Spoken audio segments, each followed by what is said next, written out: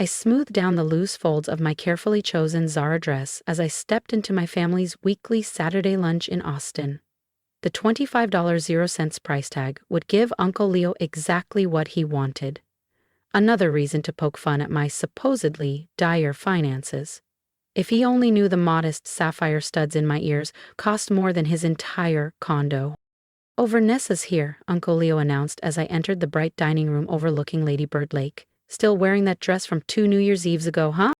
"Actually, I bought this dress just for today. My closet full of Alexander McQueen and Valentino would have to stay untouched until next week, preferably after the Wall Street Journal dropped their feature on Monday." "You know how it goes, Uncle Leo," I said, settling into my usual seat near the kitchen door, the so-called loser's corner, as my cousins like to call it. My father shot me a weary look. I was, after all, the daughter who'd abandoned a fast-track career in corporate law at 28 to gamble with crypto from my downtown loft. The family embarrassment who'd refused to join Dad's real estate firm, date the city councilman's son, or maintain the perfect networking circles. If only they knew I owned half the retail space on 6th Street where Dad bragged about hosting his charity events. "Vanessa, sweetheart," Dad began, his voice dripping with forced patience. "Have you reconsidered that consulting offer from Martin and Lowe? The senior associate position is still on the table." "Still busy with my own ventures, Dad," I replied, accepting the platter of grilled brisket being passed around. Ventures like the private acquisition of Martin and Lowe's parent company that I'd been engineering for the past 7 months. "Ventures? Cousin Mia snorted. "That's what we're calling day trading now?" I bit back a grin, thinking of the crypto investment fund I'd built from nothing, the one that had just secured its $6 billion deal, the one that would be revealed as mine in less than 48 hours. "How's the crypto market treating you?" Uncle Leo asked, fake sympathy oozing from every word. "Still trying to strike it rich?"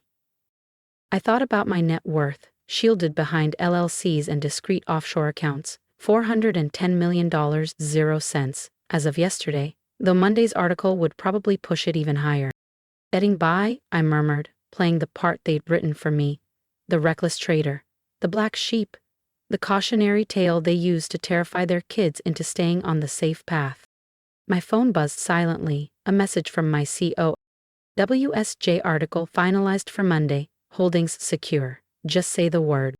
"At least your brother's thriving," Uncle Leo declared. "Brandon just got named partner at his law firm. And that new penthouse he bought uptown." Uptown. The luxury complex I'd invested in 4 years ago. Brandon's exclusive new address was, in fact, my property, though the ownership was hidden behind layers of trusts and LLCs. "Speaking of properties," Uncle Leo announced, swirling his glass of Texas Cabernet, "my firm just finalized a deal on that new luxury complex off South Congress. Super exclusive, huge profit margins." I nodded politely, choosing not to mention that my crypto fund owned 51% of that development via a silent equity stake. Uncle Leo's firm was, without knowing it, working for me. "Vanessa could have had all this," Dad lamented loudly to the whole table.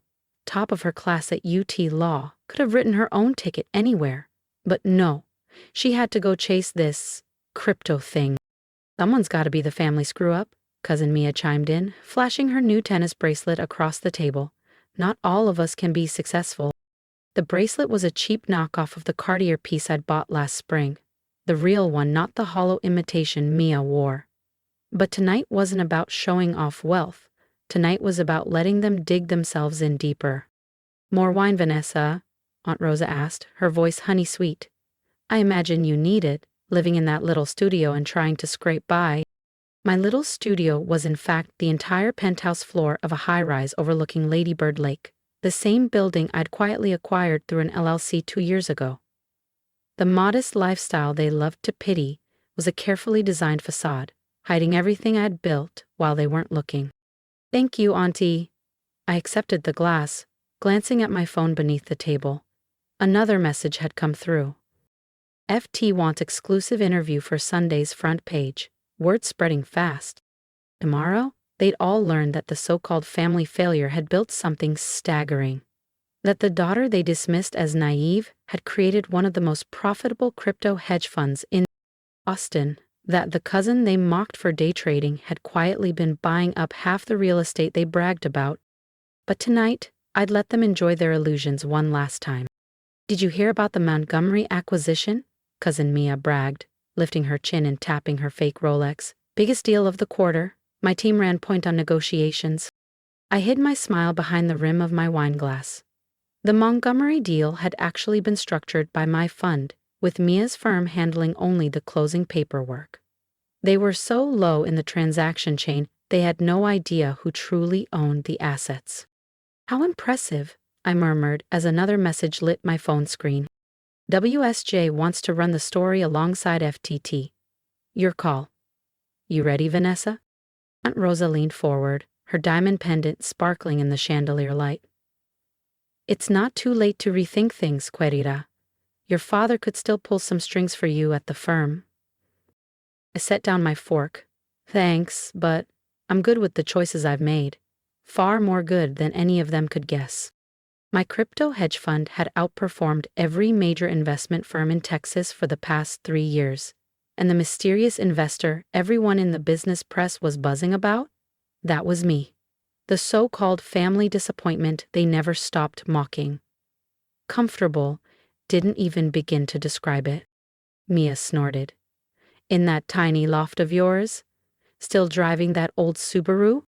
The Subaru was intentional, just like the Zara dress and the understated sapphire studs.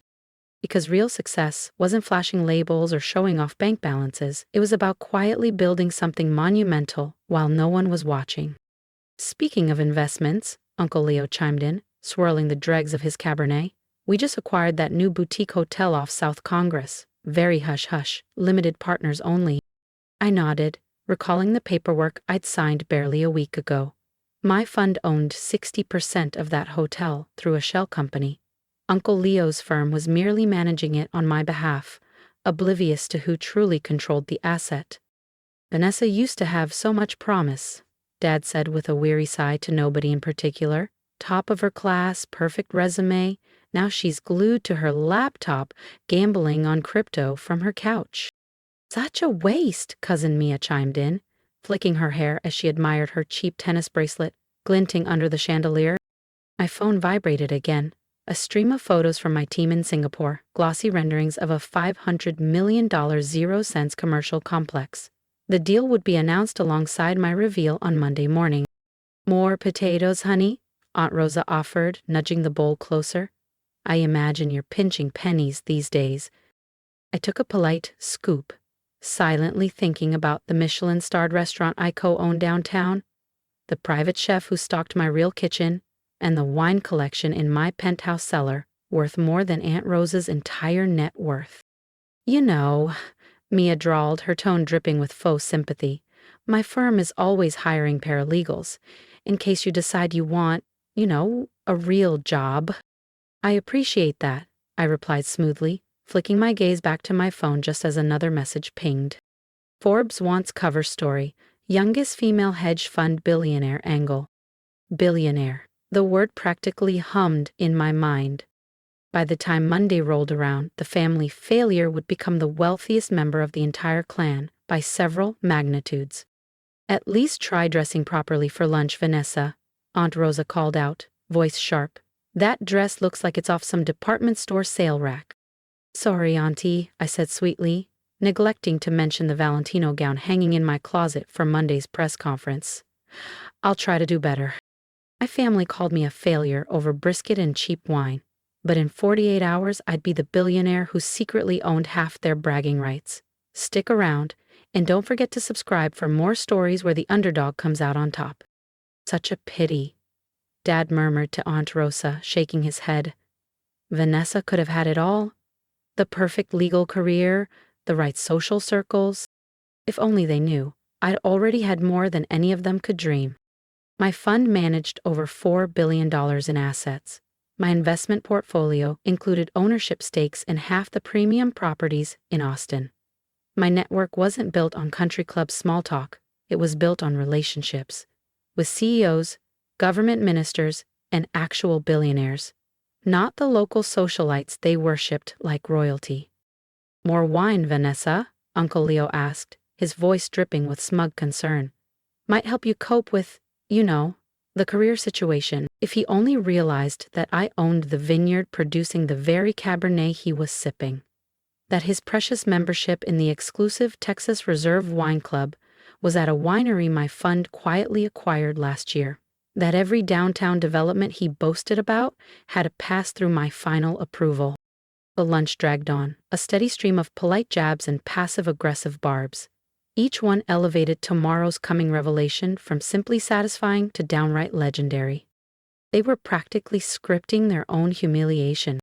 Just as Aunt Rosa launched into another lecture about my squandered potential, a sudden flurry of notifications buzzed through the dining room. Breaking news from Bloomberg Markets. "Ooh, this looks juicy," Cousin Mia said, peering at her phone. "They're finally revealing who's behind Stellar Capital. The mystery investor who bought up half of downtown." My pulse quickened. This was it, the moment 5 years of relentless effort had been building toward. Stellar Capital? Uncle Leo sat up straighter. "That's the fund that bought the South Congress development, right? This should be good." "There's already speculation all over social media," Mia added, scrolling furiously. "They're doing the full reveal tomorrow morning." I checked my own phone under the table. Media embargo lifts in 3, 2, 1. Suddenly, every phone in the room vibrated at once. Stellar Capital founder revealed Vanessa Torres emerges as crypto's youngest billionaire. From law school dropout to hedge fund queen. The Vanessa Torres story, mysterious investor unmasked. How Vanessa Torres quietly built a billion-dollar empire. Silence fell so thick across the dining room you could almost hear the ceiling fan creak. This must be a mistake," Aunt Rosa whispered, her face drained of color as she stared at the headline on her phone. "No mistake," I said calmly, lifting my chin. "Stellar Capital is my fund. Has been since the day I launched it 5 years ago." Via nearly choked on her wine. "But that's impossible." "Stellar owns half the prime real estate in Austin," I said lightly, letting the silence stretch around the table. "Including this house." Dad's jaw went slack. "This house?" "I bought it last year through an LLC, right after Uncle Leo's real estate firm listed it." Dad blinked. "So, we're renting from you?" His voice was barely a whisper. "Along with half the members of your country club," I added. "That new luxury development you all love bragging about, Stella acquired it 2 years ago." Mia's fingers trembled as she scrolled through the Forbes article on her phone. Current net worth? Estimated at $1,200,000,000, 0 cents? After today's close, I nodded. Monday's press conference should push it even higher. But you live in that tiny loft," Aunt Rosa sputtered, eyes wide. "Actually, I own the entire building," I corrected gently. "The loft's just where I meet family. My real place is the penthouse on the top floor." Uncle Leo was now hunched over his phone, scrolling through property records in a panic. "This boutique hotel downtown," I continued, folding my napkin calmly. "Approved by me. Stellar owns 60% through subsidiary LLCs. Your firm just manages it for us." "The Montgomery acquisition," Mia blurted, her voice cracking. "My team worked on that." "Also mine," I said. "Your firm handled the paperwork. But Stellar controlled the entire deal from the beginning." Dad sat there, completely still, his perfect composure shattered. "All this time while you thought," he started, then trailed off. "While you thought I was failing," I said softly, a small smile tugging at my lips, "I was building something extraordinary. Every property you envied, every deal you bragged about, every exclusive investment you thought you controlled, it all required my approval." I stood, smoothing the folds of my Zara dress, which suddenly felt like a suit of armor. I should go, press conference first thing Monday. But before leaving, I reached into my modest handbag and pulled out a neat stack of envelopes, held together with a gold clip. "What are those?" Mia whispered, taking one with trembling hands. "Ownership statements," I said. Every property, every investment, every single deal any of you thought you controlled, traced back to stellar capital. To me, chaos exploded around the table. Mia was frantically calling her law partners. Uncle Leo sat frozen, staring at his phone, his so-called real estate empire collapsing under the weight of the truth that he'd been working for his niece all along. But why hide it? Dad finally choked out, his voice rough with disbelief. Because I wanted to see who you all really were, I said quietly. How you treated someone you assumed was failing. How you behaved when you thought you were the ones on top. I turned to leave, then paused and glanced over my shoulder. Oh, and Aunt Rosa?